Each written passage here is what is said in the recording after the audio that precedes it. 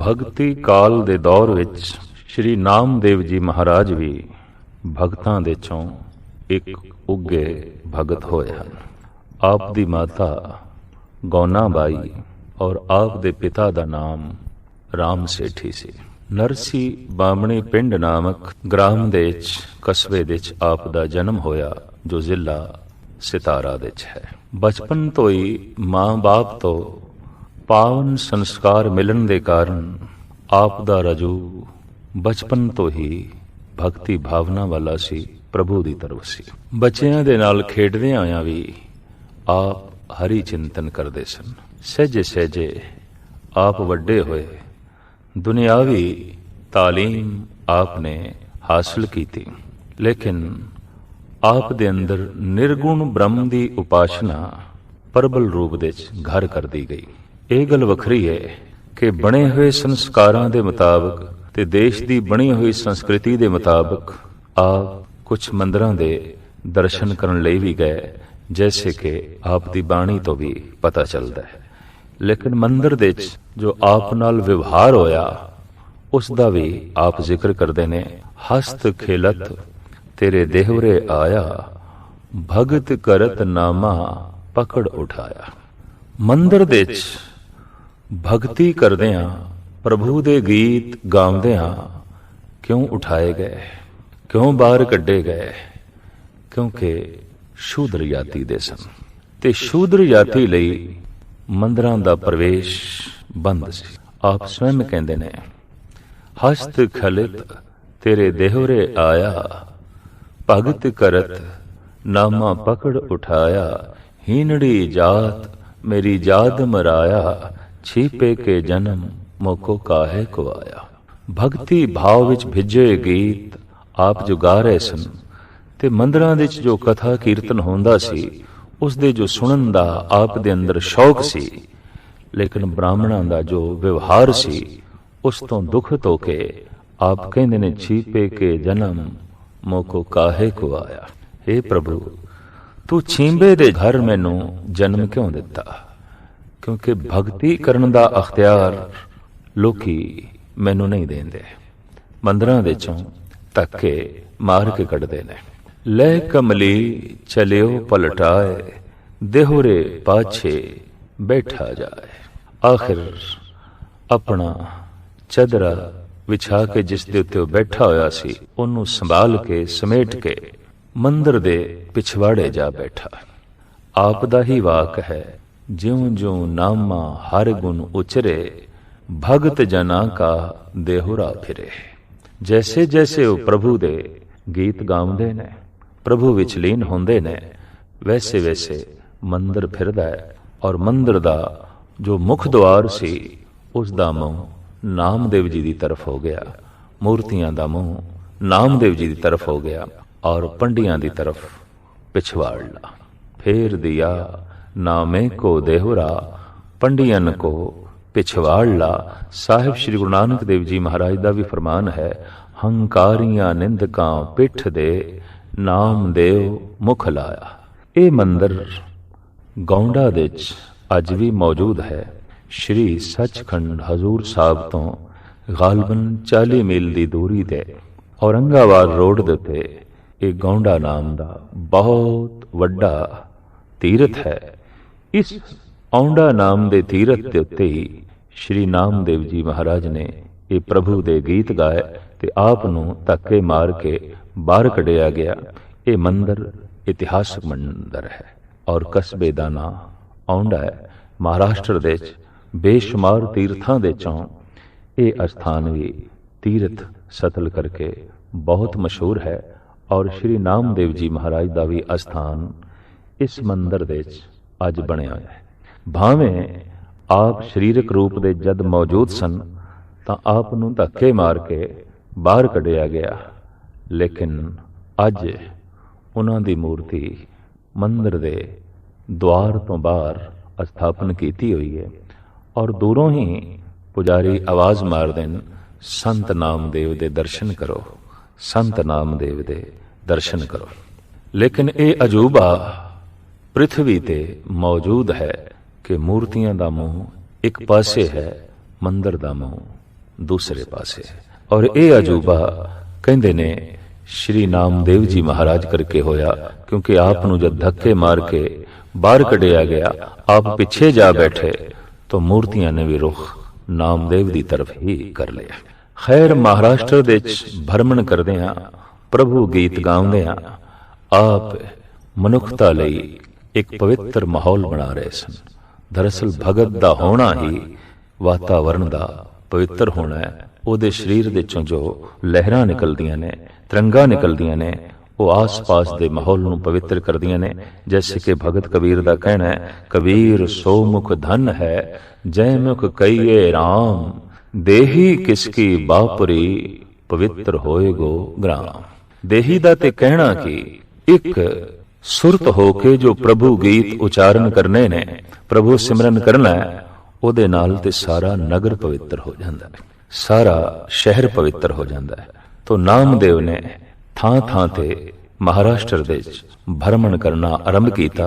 इस तो बाद आपने समस्त भारत दा भी रटन किया।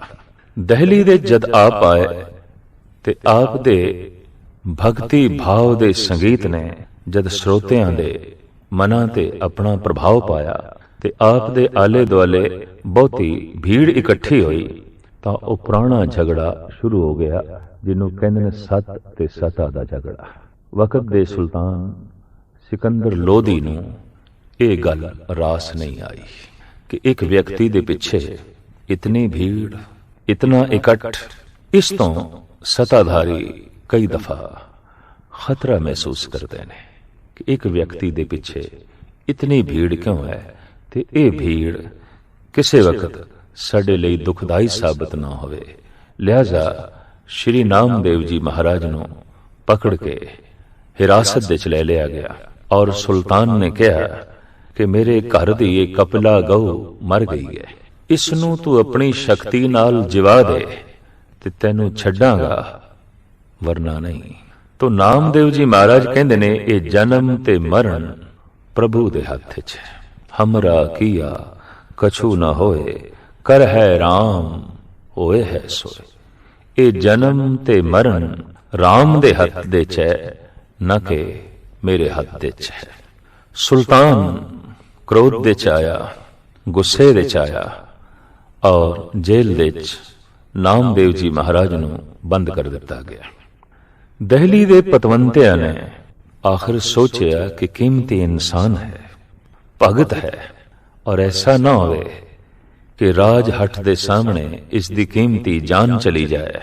तो सारे पतवंते सुल्तान नूं समझाण लई गए।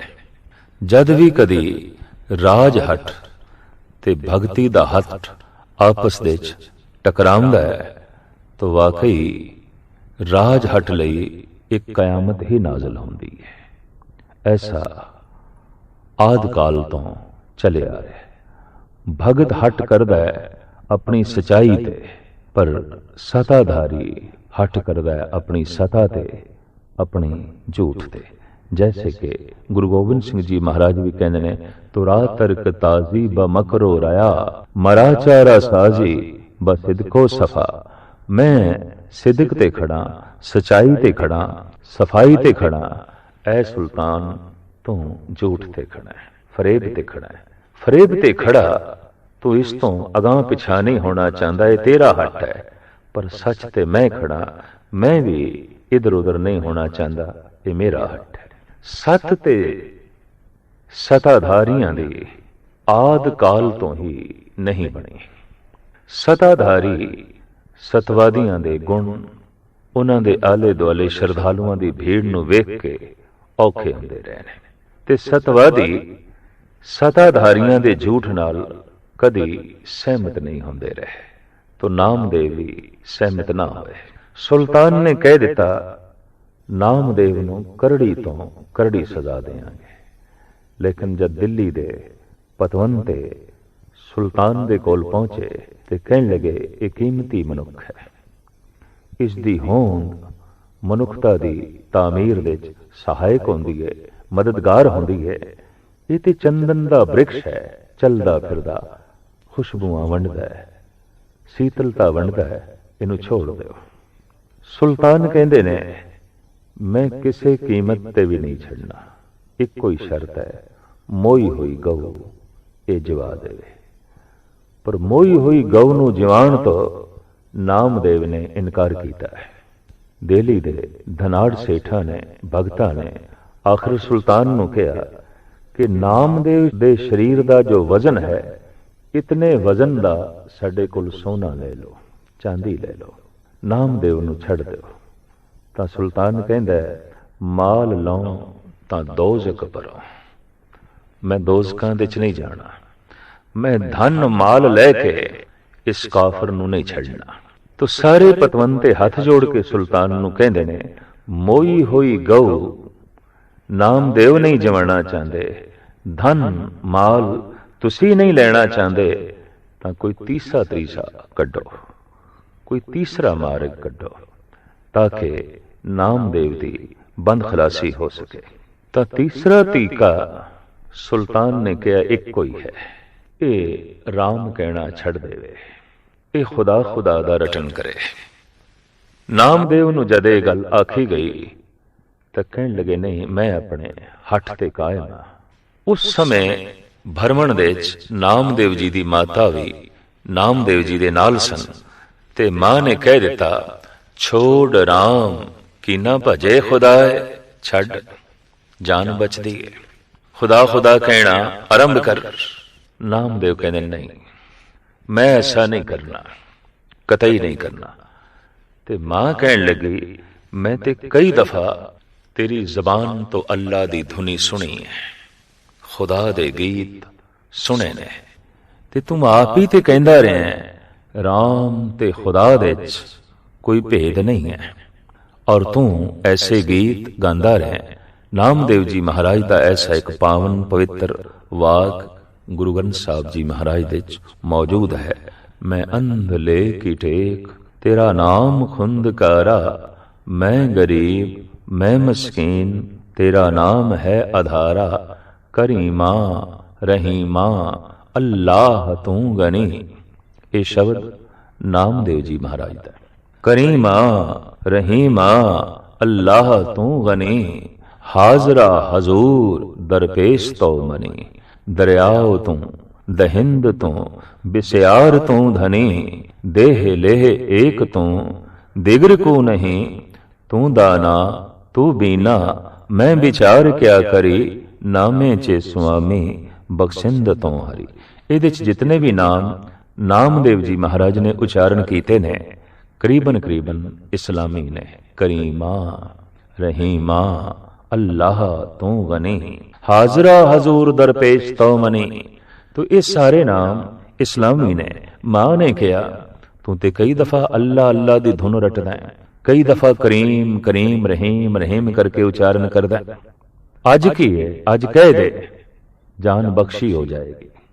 तो श्री नामदेव जी महाराज अपनी माता नूं कहंदे ने उदों जद मैं अल्लाह दा नाम उच्चारण करदा अपनी मौज दे च, अपनी मस्ती दे च, लेकिन अज आखांगा ते मजबूरी दे च। जे अज आखांगा तां जबर हेठ, अज आखांगा तां दबाव हेठ, तो दबाव हेठ कहण वास्ते मैं तैयार नहीं, दबाव दे विच आके ते मैं राम कहण नूं भी तैयार नहीं। मैं खुदा किस तरह आखांगा, मौज नाल कहना, मस्ती नाल कहना, लिहाजा मैं ऐसा नहीं करांगा। कहंदे ने कि सात घड़ी जब बीती सुनी, अजू ना आए त्रिभुवन धनी। नामदेव जी महाराज ने प्रार्थना की थी, हे प्रभु मैं अपना फैसला तेरे हथ छोड़दा, जो तेरी मर्जी। प्रभु अपनी वडियाई चाहंदा जन का जयकार कराई, ऐसा हो जाता है। कई दफा प्रभु दी वडियाई भगतां दे जय जयकार तो प्रगट होंदी है, संतां दे जय जयकार तो प्रगट होंदी है। कहंदे ने मोई हुई गऊ उठ खड़ोई और बादशाह दे पेट दे सूल पै गए, दर्द होना शुरू होया। इधर मोई हुई गऊ जद जिंदा हुई इस करामात नूं वेख्या, दूसरे पासे शरीर दे च अथाह पीड़ा नूं वेख्या तां अपनी करनी ते शर्मसार होया, पछतावा पैदा होया। आके नामदेव दी कदम बोसी कीती, ਨਾਮਦੇਵ ਦੇ ਕਦਮਾਂ ਤੇ ਆ ਕੇ ਮੱਥਾ ਟੇਕਿਆ। ਤਦੇ ਤੇ ਗੁਰੂ ਨਾਨਕ ਦੇਵ ਜੀ ਮਹਾਰਾਜ ਕਹਿੰਦੇ ਨੇ, ਹਰ ਜੁਗ ਜੁਗ ਭਗਤ ਉਪਾਇਆ, ਪੈਜ ਰੱਖਦਾ ਆਇਆ RAM ਰਾਜਾ। ਹਰ ਯੁੱਗ ਦੇ ਵਿੱਚ ਹਰ ਸਮੇਂ ਚੰਗੇ ਚੰਗੇ ਭਗਤ ਹੋਏ ਨੇ, ਔਰ ਉਹਨਾਂ ਦੀ ਲੱਜਾ ਪ੍ਰਭੂ ਆਪ ਰੱਖਦਾ ਰਿਹਾ, ਉਹਨਾਂ ਦੀ ਲੱਜਾ ਈਸ਼ਵਰ ਆਪ ਰੱਖਦਾ ਰਿਹਾ। ਸ਼੍ਰੀ ਨਾਮਦੇਵ ਜੀ ਮਹਾਰਾਜ ਭਰਮਣ ਕਰਦੇ ਹੋਏ ਥਾਂ ਪਰ ਥਾਂ ਉਪਦੇਸ਼ ਸੰਦੇਸ਼ ਦਿੰਦੇ ਹੋਏ ਆਖਿਰ ਵਾਪਸ ਪੰਢਰਪੁਰ ਆਏ। ਪੰਢਰਪੁਰ ਦੇ ਵਿੱਚ ਵੀ ਆਪ ਨਾਲ ਉਹੀ ਵਿਵਹਾਰ ਹੋਇਆ ਜੋ ਔਂਡੇ ਦੇ ਵਿੱਚ ਹੋਇਆ। ਕਿਉਂ ਕਿ ਪੰਢਰਪੁਰ ਦੇ ਵਸਨੀਕਾਂ ਨੂੰ ਵੀ ਪਤਾ ਸੀ ਕਿ ਆਪ ਜ਼ਾਤ ਦੇ ਛੀਂਬਾ ਨੇ, ਔਰ ਨਵੇਂ ਕੱਪੜਿਆਂ ਨੂੰ ਖੁੰਭ ਤੇ ਚਾੜ ਕੇ ਧੋ ਕੇ ਤੇ ਫਿਰ ਉਹਨਾਂ ਨੂੰ ਰੰਗਣਾ, ਇਹ ਨਾਮਦੇਵ ਦੀ ਕਿਰਤ ਸੀ, ਨਾਮਦੇਵ ਦਾ ਧੰਦਾ ਸੀ। ਲੇਕਿਨ ਭਗਤੀ ਭਾਵ ਦੇ ਗੀਤ ਇਸ ਢੰਗ ਨਾਲ ਚਾਰੋਂ ਪਾਸੇ ਖਿਲੇਰੇ ਕਿ ਪੰਢਰਪੁਰ ਦੇ ਵਸਨੀਕ ਆਪ ਦੀ ਪਰਿਕਰਮਾ ਕਰਨ ਲੱਗੇ, ਭੁੱਲ ਗਏ ਕਿ ਇਹ ਸ਼ੂਦਰ ਹੈ। ਆਖਿਰ ਤਾਰਕਿਕ ਪੁਰੋਹਿਤ ਲੋਕਾਂ ਨੇ, ਵਿਦਵਾਨਾਂ ਨੇ ਆਪ ਤੋਂ ਪੁੱਛਿਆ ਕਿ ਤੁਸੀਂ ਆਪਣਾ ਹਿਰਦਾ ਪ੍ਰਭੂ ਨਾਲ ਕਿਵੇਂ ਜੋੜਿਆ, ਕੀ ਯੁਕਤੀ ਹੈ, ਕੀ ਯੁਕਤੀ ਹੈ, ਆਖਿਰ ਢੰਗ ਕੀ ਵਰਤਿਆ ਹੈ, ਤੌਰ ਤਰੀਕਾ ਕੀ ਵਰਤਿਆ ਹੈ।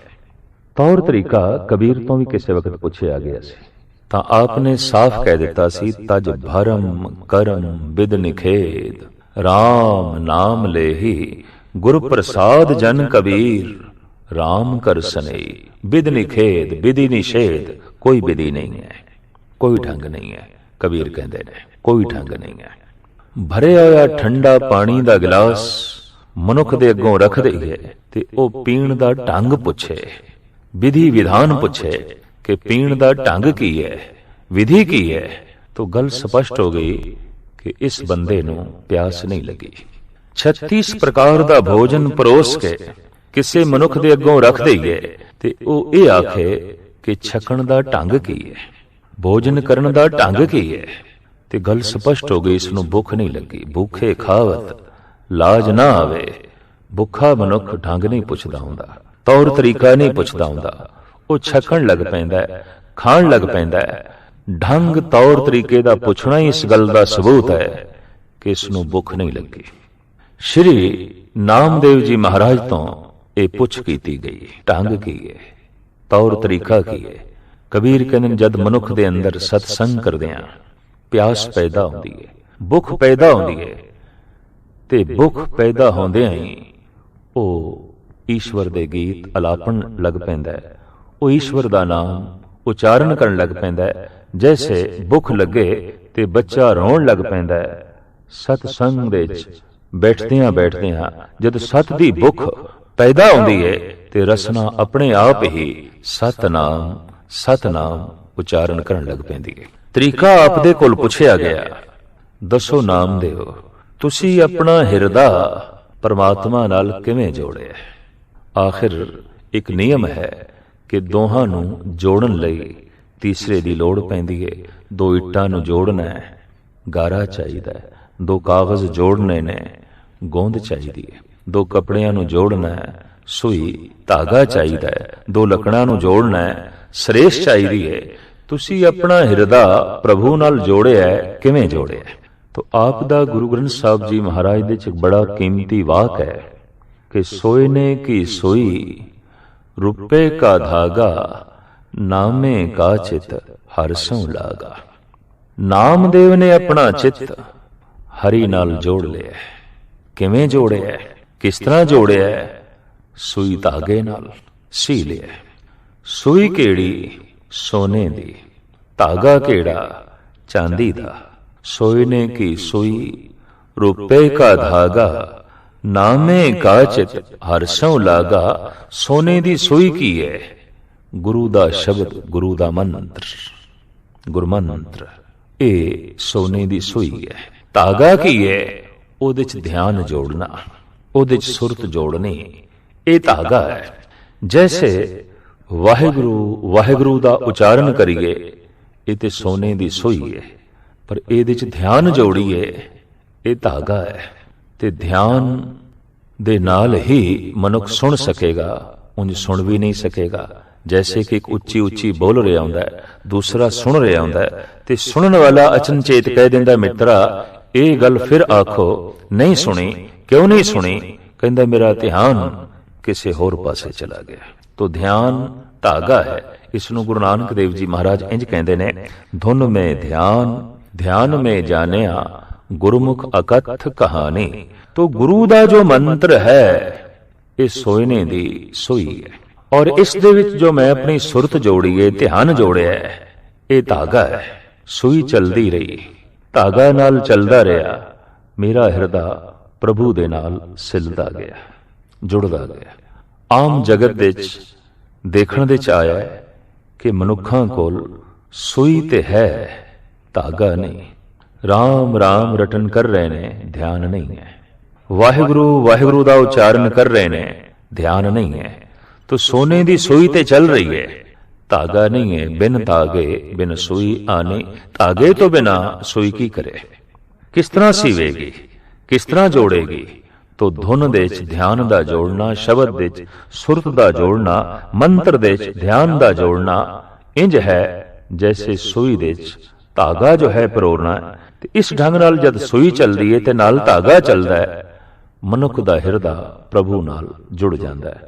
यही आप कह रहे ने, सोयने की सुई रुपए का धागा, नामे का चित हर स्यों लागा।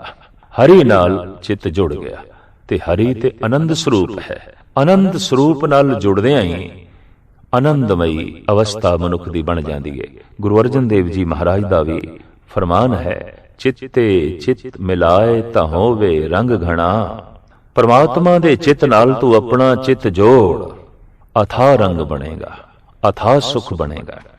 क्यों कि मित का चित अनूप, सो मरम न जाने।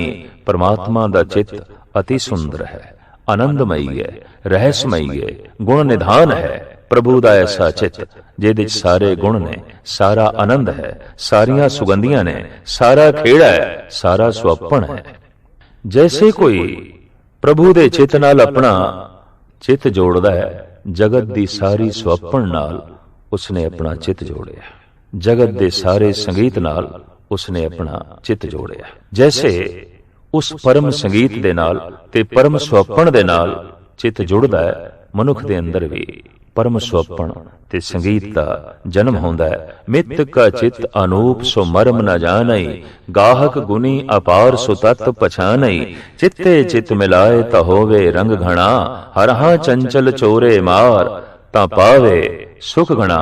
चूंकि परमात्मा दे चित दे च परम नाद है, परम संगीत है, उस नाल जुड़दियां परम संगीत दियां धुनियां मनुख दे अंदर वजणियां शुरू हो जांदियां ने। उस दा जिक्र श्री नामदेव जी महाराज अपनी बाणी च इंज करदे ने, अणमणिया मंदल बाजे, बिन सावन घनहर गाजे। बादल बिन बरखा होई, जो तत् विचारे कोई। मेरे अंदर एक ढोल वज रहा है, नामदेव कहंदे ने, लेकिन वो चमड़े दा मड़िया होया नहीं है, पर वज रहा है। अठे पैर वज रहा है, बड़े सुर दे च वज रहा है, बड़े ताल दे च वज रहा है। अणमड़िया मंदल बाजे। अज तक दे तमाम सिरमौर भगतां ने ऐसा आख्या कि साडे अंदर संगीत दी धुन चलदी है, राग दी धुन चलदी है। ते राग दे जन्मदाते भी संत लोग ने, भगत लोग ने। दरअसल परमात्मा की है परम सुंदरता और परम संगीत, परम रस, परम आनंद। परमात्मा नाल जुड़ना परम आनंद नाल जुड़ना है, परम संगीत नाल जुड़ना है, महान सुअपण नाल जुड़ना है। ये ठीक है कि पुराने समय दे वैदिक ऋषियां ने भी जो ईश्वर दे गुण मने ने, इस ढंग नाल मने ने। सत्यम शिवम सुंदरम, वो सत्य है, शिवम वो प्रकाशमान है, सुंदरम वो अति सुंदर है। सत्य चित आनंद वो सत स्वरूप है, आनंद स्वरूप है। सत सुहान सदा मन चाओ। गुरु नानक देव जी महाराज कहते ने, वो सत है, सुहान वो अति सुंदर है। सदा मन चाओ वो सदीवी खिड़िया है। उसदे चित दे सुंदरता है, दैवी गुणा दी सुअपण है, परम संगीत है। तो परमात्मा नाल जैसे कोई जुड़दा है, परम संगीत नाल जुड़दा है, परम सुअपण नाल जुड़दा है, परम आनंद नाल जुड़दा है। इस वास्ते नामदेव जी महाराज कहंदे ने कि मेरे अंदर परम आनंद दी छाप लगी है और मेरे अंदर दैवी गुणा दी परम सुंदरता प्रगट होई है। आप ते साफ कहंदे ने प्रणमे नामदेव ना के बिना ना सोहे 32 लखणा। शरीरक तल ते अगर सुंदरता दे 32 लखण भी मनुख दे कोल होवन, पर दैवी सुंदरता दैवी गुणा दा जो स्वप्न है ये बंदे कोल ना होवे तो 32 लक्षण भी किसे काम दे नहीं। कहो कबीर जैसे सुंदर स्वरूप नाम बिना सब कुबज करूप। भावे कितना ही सुंदर होवे अत सुंदर कुलीन चतुर मुख ज्ञानी धनवंत मृतक कहिए नानका जे प्रीत नहीं भगवंत। तो नामदेव जी महाराज कहते ने मेरे अंदर परम स्वप्न पैदा होया है और परम आनंद पैदा होया है ते परम संगीत दियां धुनियां मेरे अंदर पैदा हो गई ने। नाद वज रहा है अणमण या मंदल बाजे बिन सावन घन हर गाजे। बिना सावन तो मेरे अंदर बदल गरजदे पे ने। कबीर अंबर घन हर छाया बरख बरे सरताल चातरिक ज्यों तरसत रहे तिनको कौन हवाल। गुरु रूपी बदल मेरे अंदर गरज रहा है, परमात्मा दा गर्जन शुरू है और अमृत नाम दी बरखा मेरे हिरदे ते हो रही है। परम संगीत परम नाद मेरे अंदर छिड़े होया है और इत्थों गल स्पष्ट हो गई प्रभु नाल जुड़ना, परम संगीत नाल जुड़ना है, परम हरियावल नाल जुड़ना है, परम आनंद नाल जुड़ना है, परम स्वप्न नाल जुड़ना है। श्री नामदेव जी महाराज दे अंदर भावना प्रधान है। दरअसल भगत नामदेव जी महाराज भावना प्रधान पुरुष ने ते जिथे भावना प्रधान है जज्बे प्रधान ने बस ओही भगत है। दो तरह के मनुख ने, कोई अकल दे तल ते जीवदा है, कोई हिरदे दे तल ते जीवदा है। कोई बौद्धिक तल ते जीवदा है, कोई दिल दे तल ते जीवदा है। जीवन दे ये दो ढंग ने। जो बौद्धिक तल ते जी रहा है उस दे अंदर विचार प्रधान होवेगी। जो हिरदे दे तल ते जी रहा है उत्थे भाव प्रधान होवेगा। पर जो ना बौद्धिक तल ते जी रहा है ते ना हिरदे दे तल ते जी रहा है वो मनुष्य ही नहीं है, वो पशु है। पशु इन्हां दोहां थल्लां तो थल्ले ही जीवदा है। इत्थे प्रश्न खड़ा होंदा है भाव प्रधान है कि विचार प्रधान है। दरअसल विचार नाल वस्तु नूं समझना है, हस्ती नूं समझना है और भाव नाल हस्ती नाल जुड़ना है, वस्तु नाल जुड़ना है। अगर भाव ना होए तां जुड़ नहीं सकांगे, विचार ना होए तां समझ नहीं सकांगे। जन्म तो मनुख भाव ही लैके आउंदा है। इस तो एक गल स्पष्ट हो गई कि विचार नालों भाव की आवश्यकता ज्यादा है, अधिक है। भाव प्रथम है, विचार बाद दे है। भाव करके एक मासूम बच्चा मां नाल संबंध जोड़दा है, पिता नाल संबंध जोड़दा है, भैणां नाल संबंध जोड़दा है, भरावां नाल संबंध जोड़दा है। अजे ते विचार दी दुनिया उत्थे आरंभ ही नहीं हुई, अजे ते भाव दी दुनिया। कहंदे ने परमात्मा नूं समझण दे विच ही ज्ञानियां दा समां लंघ जांदा है और फिर भी पूरा समझना उसनूं कठिन है। थोड़ा जिहा जो तू समझे उहनूं हुण अपनी जिंदगी दे विच प्रयोग दे च लिया तो हुण जज्बा पैदा कर, भाव पैदा कर, श्रद्धा पैदा कर ते उस नाल जुड़। जितना भी तू विचारेगा विचारां दी पहुंच उस प्रभु तक नहीं होवेगी। थोड़ी बहुत जो विचार दे राही तेनू झलक मिली है तो हुण जुड़न दी कोशिश कर। पर विचारां दी दुनिया जो बहुत अगे लंघ जाए, महान दार्शनिक हो जाए, महान फिलोसफर हो जाए तो फिर उस लई जज्बियां नू पैदा करना बहुत कठिन हो जाता है। उर्दू दे अजीम शायर इकबाल दा ऐसा कहना है, तेरे सीने में दम है दिल नहीं है, तेरा दम गर्म ये महफिल नहीं है, निकल जा अकल से आगे के ये नूर, चिरागे राह है मंजिल नहीं है। ऐ बंदे अकल दी दुनिया तो अगे लंघ जा, जज्बियां दी दुनिया च पहुंच, वलवलियां दी दुनिया च पहुंच, भावना दी दुनिया च पहुंच। जे तू कोई रस लेना है, स्वाद लेना है, आनंद लेना है। ਹਕੀਕਤ ਹੈ ਅਕਲ ਤੇ ਰਸਤੇ ਦਾ ਦੀਵਾ ਹੈ, ਅਕਲ ਤੇ ਰਸਤੇ ਦਾ ਚਾਨਣਾ ਹੈ। ਤੇ ਹੁਣ ਦੀਵੇ ਦੀ ਹੀ ਕੋਈ ਪਰਿਕਰਮਾ ਕਰਦਾ ਰਹਿ ਜਾਏ ਤੇ ਮੰਜ਼ਿਲੇ ਮਕਸੂਦ ਤੱਕ ਪਹੁੰਚਣਾ ਕਠਿਨ ਹੋ ਜਾਏਗਾ। ਆਮ ਆਖਿਆ ਜਾਂਦਾ ਹੈ ਕਈ ਦਫਾ ਅੰਧੀ ਸ਼ਰਧਾ ਵਾਲਾ ਵੀ ਭਟਕਦਾ ਭਟਕਦਾ ਪਹੁੰਚ ਜਾਂਦਾ ਹੈ, ਪਰ ਕਈ ਦਫਾ ਵਿਚਾਰਾਂ ਦੀ ਪਰਿਕਰਮਾ ਕਰਨ ਵਾਲਾ ਵਿਚਾਰਾਂ ਦੇ ਵਿੱਚ ਹੀ ਫਸਾ ਰਹਿ ਜਾਂਦਾ ਹੈ ਔਰ ਈਸ਼ਵਰ ਤੱਕ ਪਹੁੰਚਣਾ ਉਸ ਲਈ ਔਖਾ ਹੋ ਜਾਂਦਾ ਹੈ। ਵਿਚਾਰਕ ਆਪਣੇ ਵਿਚਾਰਾਂ ਦੇ ਵਿੱਚ ਹੀ ਕਈ ਦਫਾ ਉਲਝ ਕੇ ਜੋ ਹੈ ਰਹਿ ਜਾਂਦਾ ਹੈ। ਹਜ਼ਾरों साल फिलॉसफी की तना तनी रही, खुदा की बात जहां पे थी वहीं पे रही। आखिर कितना भी खपीए कितना भी विचारीए ਤਾਂ ਵੀ ਵਿਚਾਰਦਿਆਂ ਵਿਚਾਰਦਿਆਂ ਪਤਾ ਚੱਲਦਾ ਹੈ ਕਿ ਜਿੱਥੋਂ ਅਸੀਂ ਸ਼ੁਰੂ ਹੋਈ ਸੀ ਉੱਥੇ ਹੀ ਖੜੇ ਹਾਂ, ਇੱਕ ਕਦਮ ਵੀ ਅੱਗੇ ਨਹੀਂ ਵਧੇ। ਵਿਚਾਰ ਵਿਚਾਰ ਕੇ ਜਦ ਐਸਾ ਪਤਾ ਚਲੇ ਕਿ ਉਹ ਸਾਡੇ ਵਿਚਾਰਾਂ 'ਚ ਨਹੀਂ ਆਉਂਦਾ, ਉਹ ਸਾਡੀ ਸੋਚ ਮੰਡਲ ਦੇ 'ਚ ਨਹੀਂ ਆਉਂਦਾ, ਉਹ ਸਾਡੀ ਬੌਧਿਕ ਪਕੜ ਦੇ 'ਚ ਨਹੀਂ ਆਉਂਦਾ, ਬਸ ਉਸੇ ਛਣ ਚਾਹੀਦਾ ਹੈ ਕਿ ਮਨੁੱਖ ਜਜ਼ਬਿਆਂ ਨੂੰ ਜਨਮ ਦੇਵੇ, ਸ਼ਰਧਾ ਨੂੰ ਜਨਮ ਦੇਵੇ, ਵਿਸ਼ਵਾਸ ਨੂੰ ਜਨਮ ਦੇਵੇ, ਭਾਵਨਾ ਨੂੰ ਜਨਮ ਦੇਵੇ।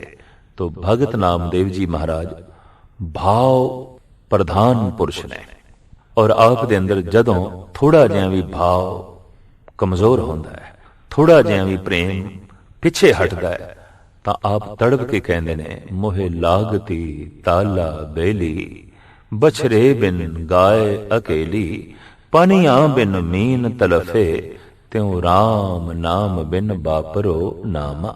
ਮੈਂ ਤੇ ਤੜਪਦਾ हे ਪ੍ਰਭੂ ਤੇਰੇ ਵਿਛੋੜੇ 'ਚ ਇੰਜ ਜੈਸੇ ਪਾਣੀ ਤੋਂ ਬਿਨਾ ਮਛਲੀ ਤੜਪਦੀ ਹੈ, ਜਿਹਨੇ ਗਊ ਮਾਂ ਤੋਂ ਬਿਨਾ ਉਸ ਦਾ ਬਛੜਾ ਉਹ ਤੜਪਦਾ ਹੈ, ਵਿਆਕੁਲ ਹੁੰਦਾ ਹੈ, ਪੁਕਾਰਦਾ ਹੈ ਔਰ ਉੱਚੀ ਧੁਨ ਨਾਲ ਆਵਾਜ਼ ਮਾਰਦਾ ਹੈ हे ਪ੍ਰਭੂ। ਜਦ ਵੀ ਰੰਚਕ ਮਾਤਰ ਵੀ ਵਿਛੋੜਾ ਹੋਵੇ ਤੇ ਵਿਛੋੜਾ ਕੀ ਹੈ?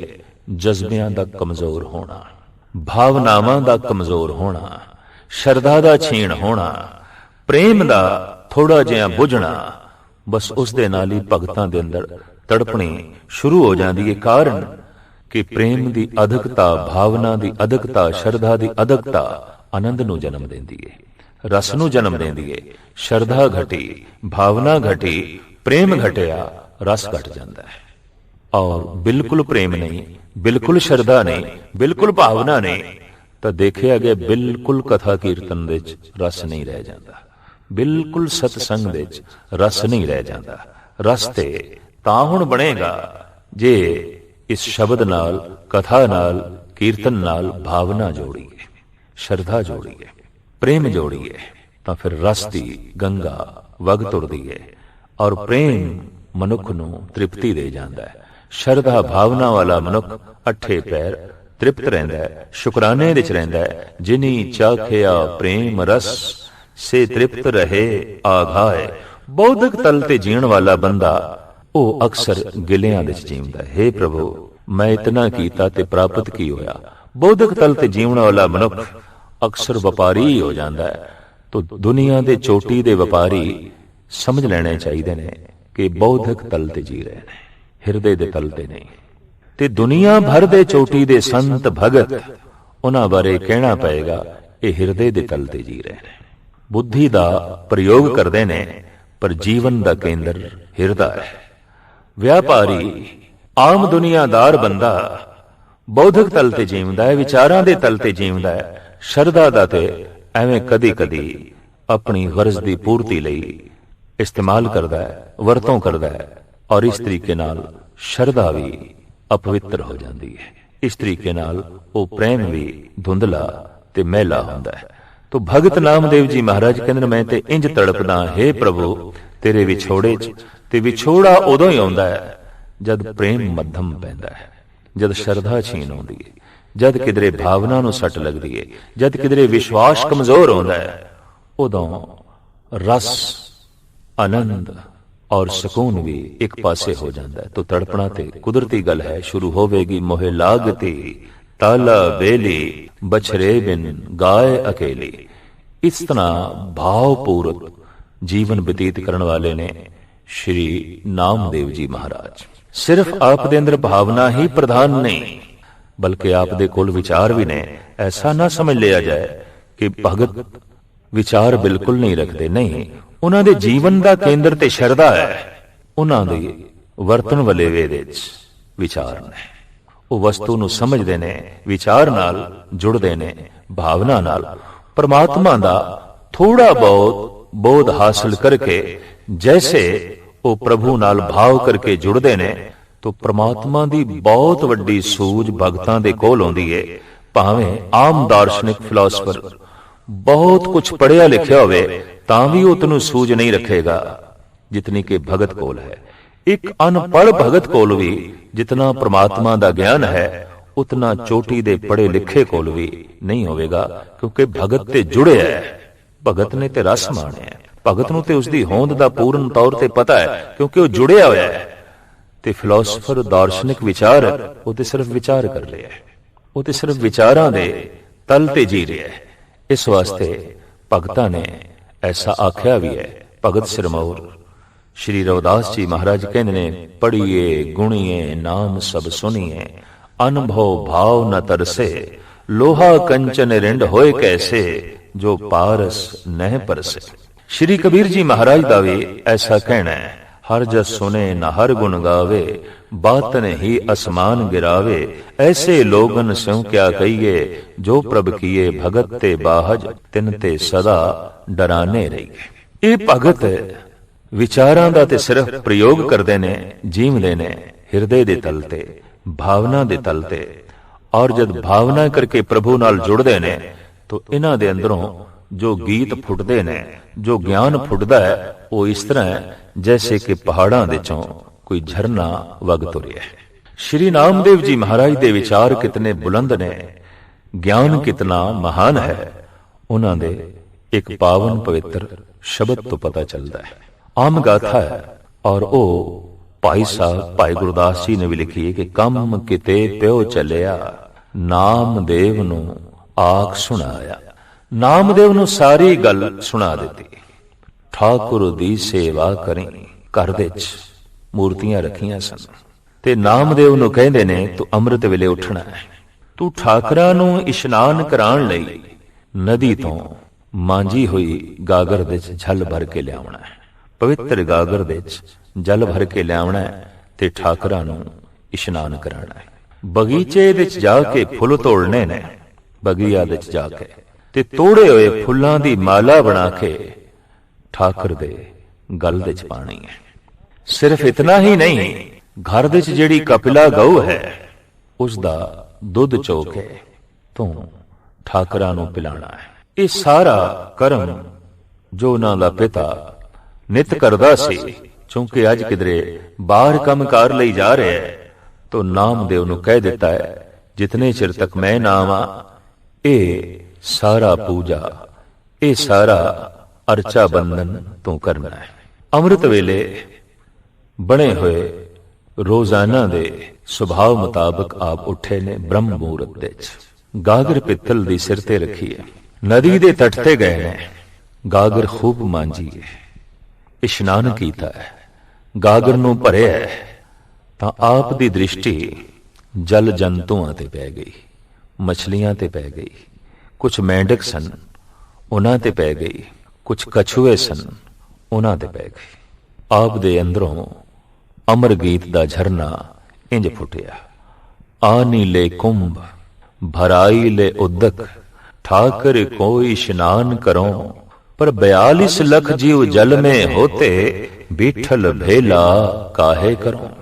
ਮਹਾਰਾਸ਼ਟਰ ਵਿੱਚ ਪ੍ਰਭੂ ਦਾ ਇੱਕ ਨਾਮ ਬੀਠਲ ਵੀ ਹੈ, ਉਸੇ ਦਾ ਹੀ ਆਪ ਪ੍ਰਯੋਗ ਕਰਦੇ ਨੇ। ਬੀਠਲ ਨਾਮ ਦਾ ਇੱਕ ਮੰਦਰ ਵੀ ਹੈ, ਬਿੱਠਲ ਮੰਦਰ ਪੰਡਰਪੁਰ ਦੇ ਵਿੱਚ, ਔਰ ਉਹ ਤੀਰਥ ਹੈ, ਔਰ ਬਹੁਤ ਵੱਡੀ ਪੂਰਨਮਾਸ਼ੀ ਵਾਲੇ ਦਿਨ ਭੀੜ ਰਹਿੰਦੀ ਹੈ। ਸ਼੍ਰੀ ਨਾਮਦੇਵ ਜੀ ਮਹਾਰਾਜ ਕਹਿੰਦੇ ਨੇ, ਐ ਬੀਠਲ ਦੱਸ ਮੈਂ ਕੀ ਕਰਾਂ, ਮੈਂ ਪਾਣੀ ਭਰਿਆ ਹੈ, ਗਾਗਰ ਮਾਂਜੀ ਹੈ, ਤੈਨੂੰ ਇਸ਼ਨਾਨ ਕਰਾਣਾ ਹੈ, ਪਰ ਕਰਾਂ ਕਿ ਪਾਣੀ ਪਵਿੱਤਰ ਨਹੀਂ ਹੈ। ਕਿਉਂ ਕਿ 42 ਲੱਖ ਜੂਨੀਆਂ ਤੇ ਆਖਰ ਪਾਣੀ ਦੇ ਚ ਨੇ, ਤੇ ਉਹ ਸਾਰਾ ਕਿਰਿਆ ਕਰਮ ਪਾਣੀ ਦੇ ਚ ਹੀ ਕਰਦੀਆਂ ਨੇ। ਜਨਮ ਉਹਨਾਂ ਦਾ ਪਾਣੀ ਦੇ ਚ, ਜੀਵਨ ਉਹਨਾਂ ਦਾ ਪਾਣੀ ਦੇ ਚ, ਮਰਨ ਉਹਨਾਂ ਦਾ ਪਾਣੀ ਦੇ ਚ, ਸਾਰੀ ਕਿਰਿਆ ਪਾਣੀ ਦੇ ਵਿੱਚ, ਔਰ ਇਹ ਕੁੱਲ ਮਖਲੂਕ ਦਾ ਅੱਧਾ ਹਿੱਸਾ ਪਾਣੀ ਦੇ ਵਿੱਚ ਹੈ। ਪੁਰਾਣੇ ਸ਼ਾਸਤਰਾਂ ਦੀ ਗਣਤ ਦੇ ਮੁਤਾਬਕ 84 ਲੱਖ ਜੋਨੀਆਂ ਨੇ, ਜਿਹਦੇ ਚੋਂ 42 ਲੱਖ ਜਲ ਦੇ ਚ ਨੇ, 21 ਲੱਖ ਥਲ ਜੰਤੂ ਨੇ, ਔਰ 21 ਲੱਖ ਨਭ ਜੰਤੂ ਨੇ, ਆਕਾਸ਼ ਦੇ ਚ ਉੱਡਣ ਵਾਲੇ। ਇਸ ਢੰਗ ਨਾਲ 84 ਲੱਖ ਦੀ ਗਿਣਤੀ ਕੀਤੀ ਗਈ ਹੈ, ਪਰ ਇਹ ਅੱਧਾ ਜੀਵ ਮੰਡਲ ਸਾਰੇ ਦਾ ਸਾਰਾ ਪਾਣੀ ਦੇ ਚ ਹੈ। ਤੋ ਨਾਮਦੇਵ ਕਹਿੰਦੇ ਨੇ, ਜਦ ਜੀਵਨ ਪਾਣੀ ਦੇ ਚ ਹੈ, ਜਨਮ ਪਾਣੀ ਦੇ ਚ ਹੈ, ਮਰਨ ਪਾਣੀ ਦੇ ਚ ਹੈ, ਇਹ ਪਾਣੀ ਪਵਿੱਤਰ ਨਹੀਂ ਹੋ ਸਕਦਾ, ਇਹ ਤੇ ਅਪਵਿੱਤਰ ਹੈ।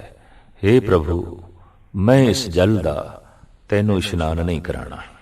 ਖਾਲੀ ਗਾਗਰ ਲੈ ਕੇ ਆ ਗਏ ਔਰ ਸੋਚ ਰਹੇ ਨੇ ਅੱਜ ਠਾਕਰਾਂ ਨੂੰ ਇਸ਼ਨਾਨ ਨਹੀਂ ਕਰਾਣਾ, ਪਾਣੀ ਤੇ ਅਪਵਿੱਤਰ ਹੈ ਤੇ ਇਹ ਤੇ ਠਾਕਰਾਂ ਨੂੰ ਅਪਵਿੱਤਰ ਕਰਨਾ ਹੋਵੇਗਾ। ਪਰ ਇਹ ਸੋਚਣੀ ਆਪ ਦੇ ਅੰਦਰ ਜੋ ਫੁੱਟੀ ਹੈ, ਗਾਲਬਨ 11 ਸਾਲ ਦੀ ਉਮਰ ਦੇ ਵਿੱਚ। ਛੋਟੇ ਨੇ, ਬੱਚੇ ਨੇ, ਪਿਤਾ ਬਾਹਰ ਜਾ ਰਿਹਾ ਹੈ ਤੇ ਪੁੱਤਰ ਨੂੰ ਸਮਝਾਇਆ ਇਹ ਸਭ ਕੁਝ ਤੂੰ ਰੋਜ਼ ਕਰਨਾ ਹੈ, ਪਰ ਇਸ ਮਾਸੂਮ ਬਾਲਕ ਦੇ ਧਾਰਮਿਕ ਸੰਸਕਾਰ ਇਤਨੇ ਪ੍ਰਬਲ ਨੇ ਤੇ ਬੁੱਧੀ ਇਤਨੀ ਉਜਵਲ ਹੈ। ਆਪ ਕਹਿੰਦੇ ਨੇ ਨਹੀਂ, ਇਹ ਜਲ ਤੇ ਅਪਵਿੱਤਰ ਹੈ ਤੇ ਅਪਵਿੱਤਰ ਜਲ ਦੇ ਨਾਲ हे ਪ੍ਰਭੂ ਮੈਂ ਤੈਨੂੰ ਇਸ਼ਨਾਨ ਕਰਾਵਾਂ ਤੇ ਕਿਵੇਂ ਕਰਾਵਾਂ। ਛੋਟੀ ਜਿਹੀ ਟੋਕਰੀ ਲੈ ਕੇ ਆਪ ਬਗੀਆ ਦੇ ਚ ਗਏ, ਫੁੱਲ ਤੋੜਨ ਲੱਗੇ ਨੇ ਤੇ ਫੁੱਲਾਂ ਦੇ ਉੱਤੇ ਮੰਡਲਾ ਰਹੇ ਨੇ ਭੌਰੇ, ਤਿਤਲੀਆਂ। ਆਪ ਦੇਖਦੇ ਆਂ ਇੱਕਦਮ ਹੈਰਾਨ ਹੋਏ ਕਿ ਸ਼ਹਿਦ ਦੀਆਂ ਮੱਖੀਆਂ ਵੀ ਫੁੱਲਾਂ ਦੇ ਚੋਂ ਰਸ ਕੱਢ ਰਹੀਆਂ ਨੇ। ਆਪ ਕਹਿੰਦੇ ਨੇ ਫੁੱਲ ਵੀ ਪਾਵਨ ਨਹੀਂ ਨੇ, ਪਵਿੱਤਰ ਨਹੀਂ ਨੇ, ਇਹਨਾਂ ਦਾ ਰਸ ਤੇ ਭੌਰੇ ਲੈ ਜਾਂਦੇ ਨੇ, ਇਹਨਾਂ ਦੇ ਚੋਂ ਰਸ ਤੇ ਸ਼ਹਿਦ ਦੀਆਂ ਮੱਖੀਆਂ ਕੱਢ ਕੇ ਲੈ ਜਾਂਦੀਆਂ ਨੇ, ਤਿਤਲੀਆਂ ਕੱਢ ਕੇ ਲੈ ਜਾਂਦੀਆਂ ਨੇ। ਲਿਹਾਜ਼ਾ ਇਹਨਾਂ ਫੁੱਲਾਂ ਦੀ ਮਾਲਾ ਪਰੋ ਕੇ हे ਠਾਕਰ ਮੈਂ ਤੇਰੇ ਗਲੇ ਕਿਸ ਤਰ੍ਹਾਂ ਪਾਵਾਂ, ਜਦ ਕਿ ਇਹਨਾਂ ਫੁੱਲਾਂ ਦਾ ਇਸਤੇਮਾਲ ਭੌਰੇ ਪਹਿਲੇ ਹੀ ਕਰ ਲੈਂਦੇ ਨੇ, ਤਿਤਲੀਆਂ ਪਹਿਲੇ ਹੀ ਕਰ ਲੈਂਦੀਆਂ ਨੇ, ਸ਼ਹਿਦ ਦੀਆਂ ਮੱਖੀਆਂ ਪਹਿਲੇ ਹੀ ਕਰ ਲੈਂਦੀਆਂ ਨੇ। ਆ ਨੀਲੇ ਫੂਲ ਪਰੋਈ ਲੈ ਮਾਲਾ, ਠਾਕਰ ਕੀ ਹੋਂ ਪੂਜ ਕਰੋ, ਪਰ ਪਹਿਲੇ ਬਾਸ ਲਈ ਹੈ ਭੌਰੇ, ਬੀਠਲ ਭੇਲਾ ਕਾਹੇ ਕਰੋ। ਹੂ ਬਹੁ ਇਸ ਤਰ੍ਹਾਂ ਦਾ ਵਾਕ ਭਗਤ ਰਵਿਦਾਸ ਜੀ ਮਹਾਰਾਜ ਦਾ ਵੀ ਹੈ। ਮਾਈ ਗੋਬਿੰਦ ਪੂਜਾ ਕਹਾਂ ਲੈ ਚਰਾਓ, ਅਵਰ ਨਾ ਫੂਲ ਅਨੂਪ ਨਾ ਪਾਓ, दूध ता बछरे थनो बिडारियो, फूल भवर जल मीन बिगारियो। हे प्रभु मैं किवें पानी नाल तैनू इशनान करावां, वो ते जल अपवित्र कर दिता मीन ने, फुल ते अपवित्र कर दिते ने, भौरियां ने, तितलियां ने, शहद दियां मक्खियां ने। हुण आप नूं ख्याल आया कि तीजा कम पिता ने सौंपिया सी, कपिला गऊ दा दुध ਠਾਕਰਾਂ ਨੂੰ ਪਿਲਾਣਾ ਹੈ। ਤੋ ਆਪਣੀ ਮਾਤਾ ਨੂੰ ਆਖਿਆ ਗਊ ਚੋ ਦਿਓ, ਦੁੱਧ ਚਾਹੀਦਾ ਹੈ। ਨਾਮਦੇਵ ਦੀ ਮਾਤਾ ਨੇ ਗਊ ਦਾ ਬਛੜਾ ਖੋਲਿਆ, ਬਛੜਾ ਥਣ ਚੁੰਗਣ ਲੱਗ ਪਿਆ ਤੇ ਨਾਮਦੇਵ ਜੀ ਮਹਾਰਾਜ ਆਪਣੀ ਮਾਂ ਨੂੰ ਕਹਿੰਦੇ ਨੇ ਪਹਿਲੇ ਇਹ ਬਛੜਾ ਦੁੱਧ ਪੀਏਗਾ। ਹਾਂ ਮੇਰੇ ਬੱਚੇ, ਪਹਿਲੇ ਬਛੜਾ ਦੁੱਧ ਪੀਏਗਾ ਤਾਂ ਹੀ ਗਊ ਦੁੱਧ ਦੇਂਦੀ ਹੈ। ਤੋ ਆਪ ਕਹਿਣ ਲੱਗੇ ਮਾਂ ਮੈਨੂੰ ਇਹ ਦੁੱਧ ਨਹੀਂ ਚਾਹੀਦਾ, ਇਸ ਦੁੱਧ ਦਾ ਭੋਗ ਮੈਂ ਠਾਕਰਾਂ ਨੂੰ ਨਹੀਂ ਲਵਾਣਾ। ਕਿਉਂ? ਆਨੀ ਲੈ दूध रिधाई ले खीरन, ठाकर को नैवेद करो, पर पहले दूध बितारियो बछरे, बिठल भेला काहे करो। हे बिठल दस मैं की करा, ये दुध ते पहले चुंग गया बछड़ा, उन्हें अपवित्र कर देता है। थणा दे दूध ता बछरे थनो बिटारियो। भगत रविदास जी महाराज कहते ने आनी ले दूध रिधाई ले खीरन, ठाकर को नैवेद करो, पर पहले दूध बिटारियो बछरे, बिठल भेला काहे करो। हे बिठल दस मैं की करा, दुध ते अपवित्र हो गया, ये ते पहले बछड़े ने पी लिया ते मैं ते तेनू पहले भोग लवाना सी, पर ये ते बछड़ा ही पहले भोग ला गया और थणा दे च ही झूठा कर गया, तो मैं इसका भोग लवावां ते किवें लवावां। अज पूजा नहीं हुई, अज ठाकरां दा इशनान नहीं होया, अज ठाकरां दे अगों दुध नहीं रखिया गया, दुध नहीं पिलाया गया। आप बैठे ने सोच दे च पिता नाराज होवेगा, पिता औखा होवेगा। इस तरह दीयां सोचां दे च आप पए ने ते आप दे अंदरों अमर धुनी इंज उठी, ईबे बीठल ऊबे बीठल, बीठल बिन संसार नहीं, थान थनंतर प्रणवे नामा, पूर रहो तू सर्वमही। हे प्रभु, जद मैं सोचिया कि तैनू इशनान करावां तां तू मच्छी हो के पहले आप ही जल दे च इशनान कर रहा, मैं तैनू की इशनान करावां। हे प्रभु, जद मैं तैनू सोचिया, तेरे बारे सोचिया कि इशनान करावां तां इह भी विचार पैदा होए कि इशनान तो उसनों कराया जाता है जो मैला हो जाए। क्या तू मैला हो जाना है? साहब कहते ने गुरु अर्जन देव जी महाराज, हम मैले तुम उजल करते, हम निर्गुण तू दाता। तू ते उज्जल है, तू ते पावन है, तू ते पवित्र है, मैले ते असी हो जाने हैं। साडा तन मैला, साडा मन मैला। हे प्रभु, तू ते निर्मल है, तू ते स्वच्छ है, तू ते पावन है, तू ते अति पवित्र है। तो श्री नामदेव जी महाराज कहते ने, इशनान ते मैं तेनू तां करावां कि तू मैला होवे, पर तू ते कदी मैला होंदा ही नहीं। और तेनू की इशनान करावां, तू जल जंतु होके अठे पैर जल दे च रह रहे हैं, सागरां दे च रह रहे हैं, दरियावां दे च रह रहे हैं, झीलां दे च रह रहे हैं। तेनू की इशनान करावां। इंज ब्रह्म ज्ञान दा पूर्ण बोध भगत नामदेव जी महाराज दे अंदरों पैदा होया। हे प्रभु, जल दे च तू, मच्छी दे च तू ते व्यापक है। ईबे बीठल ऊबे बीठल, बीठल बिन संसार नहीं, थान थनंतर प्रणवे नामा, पूर रहो तू सर्वमही। श्री नामदेव जी महाराज अगां फुल्लां बारे ऐसा कहंदे ने, हे प्रभु, जद मैं सोचिया कि तेनू फुल्लां दी माला बना के पहनावां ते तू तितली होके, शहद दी मक्खी होके, भौरा होके आप ही पहले रस ले लेना है। तेनू की मैं माला पहनावां। जद मैं सोचिया तेनू दुध पिलावां, पर तू बछड़ा होके आप ही पहले दुध पी लेना है, आप ही भोग ला लेना है। गऊ तू, बछड़ा तू, दुध तू ही तू है। ईबे बीठल ऊबे बीठल, बीठल बिन संसार नहीं, थान थनंतर प्रणवे नामा, पूर रहो तू सर्वमही। इत्थों ऐसा भी पता चलता है कि श्री नामदेव जी महाराज निर्गुण ब्रह्म दे उपासक ने, व्यापक ब्रह्म दे उपासक ने। आप दे ऐसे बोल भी ने, हिंदू पूजे देहुरा, मुसलमान मसीद, नामे सोई सेविया, ना देहुरा ना मसीद। हिंदू लभदा है मूर्तियां दे च प्रभु नूं, मुसलमान लभदा है खानकाह दे चों। पर नामदेव जी महाराज कहंदे, मैं ते जिधर देखदा तेरे तो बिना कुछ है ही नहीं, तू ही तो है। इसनों श्री नंदलाल जी महाराज ने इंज बयान कीता है, ब्राह्मण मुश्ताक बुत, जाहिद फिदाए खानकाह, हर कुजा जामे मुहब्बत, दीदाएम सरशारस्त। ब्राह्मण लभदा है तेनू बुतां दे चों, और मुस्लिम लभदा है तेनू खानकाह दे चों, पर हर कुछ आ जा में मुहब्बत, मैनू ते हर थां ते तेरी मुहब्बत, तेरा प्यार ही दिखाई देंदा है। चाहे वह मंदिर है, चाहे वह मस्जिद है, हर पासे तू ही तो है। तो श्री नामदेव जी महाराज कहते, हिंदू पूजे देहोरा, मुसलमान मसीद, नामे सोई सेविया, ना देहोरा ना मसीद। तो फिर किथे है? जे मंदिर ते मस्जिद च नहीं तो फिर किथे है?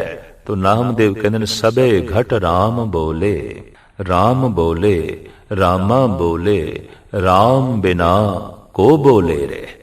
मेरा राम घट घट दे च बोल रहा है, और राम तो बिना कौन बोल सकता है? राम ही बोल रहा है। पशुआं दे च राम ही बोल रहा है, पक्षियां दे च राम ही बोल रहा है, मनुखां दे च राम ही बोल रहा है, पवन दी शां दे च राम ही बोल रहा है, सागर दे गर्जन दे च, बदलां दे गर्जन दे च, और सागर दी गर्जन दे विच ही नहीं प्रभु बोल रहा है, कोयल दी कूह दे च, बुलबुलां दे चहचहाण दे च। हे प्रभु तू ही ते बोल रहे हैं। सबे घट राम बोले, राम बोले, रामा बोले, राम बिना को बोले रे। हे प्रभु तू ही बोल रहे हैं, सब घट दे अंदर बोल रहे हैं। तो इस तरह जो व्यापक ब्रह्म है, इस तरह का जो व्यापक परमात्मा है, ਸ਼੍ਰੀ ਨਾਮਦੇਵ ਜੀ ਮਹਾਰਾਜ ਉਸ ਦੇ ਪੁਜਾਰੀ ਨੇ।